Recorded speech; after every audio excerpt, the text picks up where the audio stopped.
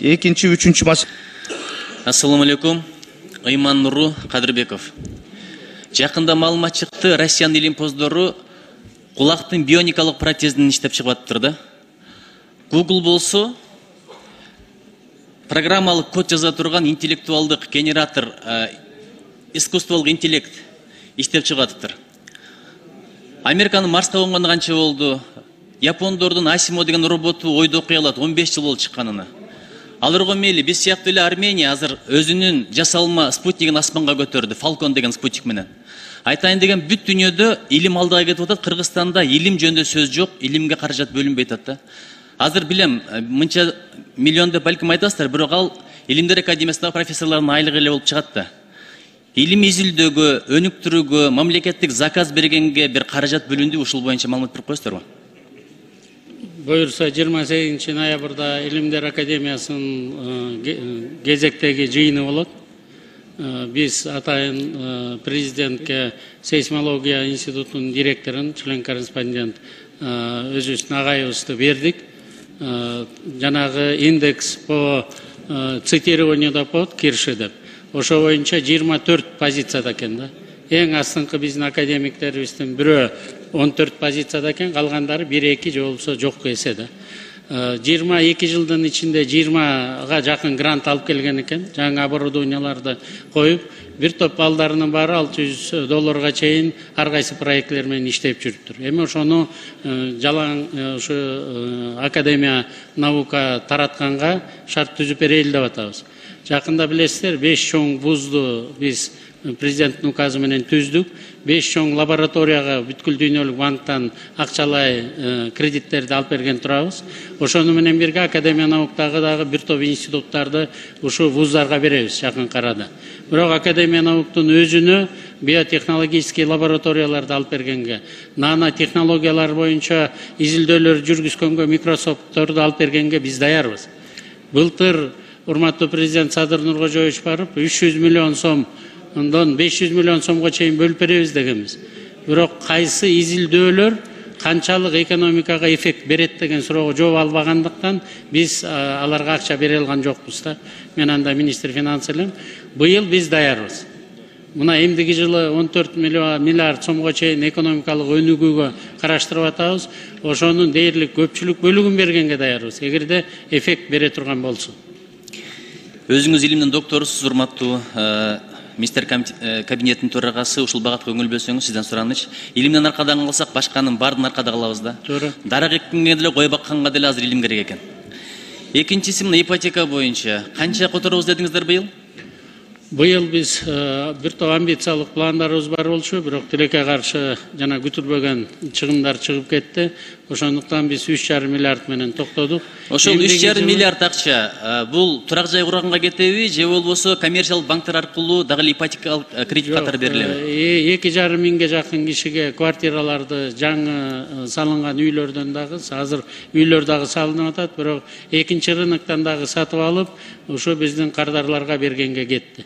4%га чейин процентин түшүрдүк. Бул эми ипотека деген бөлөкчө болуш керек эле, бирок ошондой саясий чечим кабыл алгандыктан 4% бул өзүн кармоого жана бөлөк дагы финансылык инструменттерди ишке киргизүүгө гана кетип баратат да. Жакын арада 100 миллиондон бир 500 миллион долларга чейин бөлөк чоң өлкөлөр менен, тактап айтканда араб өлкөлөр менен сүйлөшүүлөрдү урматтуу президент Садыр Нуркожоевич жүргүзүп атат. Эгерде ошондой акчалар финансылык жактан бизге туура келе турган болсо, эмдиги жылы баарын ипотекага берели деп атабыз. Механизмдердин үстүндө иштеп атабыз да. Сураныч ошол бир аз камсыз болгондорго үйлөрдү өзүңүздөр салсаңыздар арзаныраак түшмөк да. Коммерциялык банктарга берип койсоңуздар көбүнчө банктар байыт экен, бирок элге кыйын эле болуп калат экен. Төлөй келгенде 2 эсе түшүп калып атат да, ушул жагын эске алып салып койсоңуздар. Үчүнчү, эгерде ушул ишти кылсаңыз, тарыхта калат элеңиз да. Райондорду тупиктен чыгаруу, Темилгесин мурда айттым эле. Мисалы ошол эле Кара Кулжа районунун ар жагында Кытайга аз эле жол калат да. Ошол жолду ачсаңыз, экономикасынан кабаттырылмак эмес сизде. Эгер жол ачыла турган болсо өзү өсө берет экен, байкадыңызбы? Ушул жакта иштебейсиздерби? Мейли, Кыргызстан ичинде болсун. Буюрса, бүгүн эртең Airbus 145 вертолетун алып келип атабыз. Сиздерге айтканбыз, 125 вертолетун алып келгенбиз, 6 кишилик. Азыр 8 кишилик оор шартта күндүр-түндүр уча турган вертолет келип атат. Эгерде туура көрсөңүз, ал жолду сиз менен бир сире карайлы. Мен ал жолду көрбөйт экенмин, бирок бедели боюнча сүйлөшүүлөр бүтөйүн деп калды. Биз финансылык булактарын карап атабыз. 3-чү жолду Кытай менен ачабыз. Бедел аркылуу бизге 3-чү автомобилдик жол ачылат. Анан эми Кудай буйрса жана темир жолду куруп алсак, соода сатыкты биз эми өнүгүү жолуна чөбүз эле да. Эгерде ал жол бар болсо, биз ачканга даярбыз. Дүйнө жүзүнүн баары Кытай менен соода кылабыз деп аларга жанталашып атат. Биз болсо 1000 километр границабыз бар. Ошону ачпай кичине кыйналып атабыз да. 3-чү, 4-чү, 5-чи жол ачыла берсин. Эгерде алайк аркылуу ачып койсоңуздар, Ферган өрөөнүн эң жакын жол ошо болмокто, 150 километр болмок. Ушуну айтайын деп атам. Мен сизди толугу менен колдойм. Бул жерде саясат болбош керек, экономика гана астыда туруш керек. Биз границаларыбыздын баарын Кытай менен бүтүрүп алганбыз. Кытай империясы канча кылымдардан бери бар, бирөөнүн территориясын басып алган эмес. Ошондуктан биз коркпошубуз керек, алар менен соода сатыкты үйрөнүшүбүз керек. Анда Кудай буйрса бир барып көзүңүз менен көрүп келиңиз, мен деле сизди коштоп барайын. Буйрса жакшы долбоор болмокто, аз эле жол, бирок атыңыз тарыкта болмок. Мектептерде китеп менен камсыздоо 70% болуп атат. Ушул багытта кантип чечесиздер? Мектептер боюнча тилекке каршы эми Алмаз Бейшеналиев дагы жанагынтип менин оюмча кырсыктап калды, жакшы жумуштарды баштап аттык элек. Азыр Эстонияда, анан Уругвайда ошонун опыттарын караштырып атабыз. Электрондук планшеттерге өтүшүбүз керек. Биз колунда жок үй бүлөлөрдүн баарына өкмөттүн эсебинен алып берүүгө даярбыз. Калгандарын эми ата-энелер алып бериш керек. Бир 210 миңге жакын үй бүлөдө канча бала болсо баарына тең планшет алып берүүгө даяр болуп атабыз. Мен 1 жыл мурун атайын тапшырма бердим элем. Ушу $200 өзү программа Windows бүт баары болуп атат, школго, мектепке компьютер берип атабыз. Анан өзүнүн берки эмне деп койчу эле, жанындагы да процессору 400 экен да, $600 тегерегинде болуп аткандыктан, ошону $60 чейин кыскарган технология тапкыла деген. Көрсө 15 жыл мурун Англиянын премьер-министри дагы ошондой тапшырма коюп, 5 жылдан бери мына бүт дүйнө жүзүнө бекер таратып атышты. $70 экен. Мына бу жерде англис тилинде компьютерди үйрөткөн боюнча бүт баары жазылуу экен. Анан школдук программа дагы бүт толугу менен бар экен. Мына ушу кичинекей нерсени муну мониторго салып коюп эле, клавиатура коюп, ар бир үй бүлөгө берсек болот экен да. Азыр ушунун үстүндө иштеп атабыз да. Электрондук учебниктер боюнча. Анан мындан тышкары жакында урматтуу президент Садыр Нуркожоевич өкмөткө тапшырма берип, биз жана Учкун деген типографияны толугу менен модернизация кылып атабыз. Мына бүгүнкү күнү биздин жумушчу топ Германияда жүрөт. Жакында жаңы оборудование алып келсек, мындай кагаз түрүндөгү китептерди дагы аягына чыгарышыбыз керек болуп атат. Бул биринчи китептерди школдорго. Андан тышкары эми эмдиги жылдан баштап садиктерге аябай катуу көңүл бургантабыз.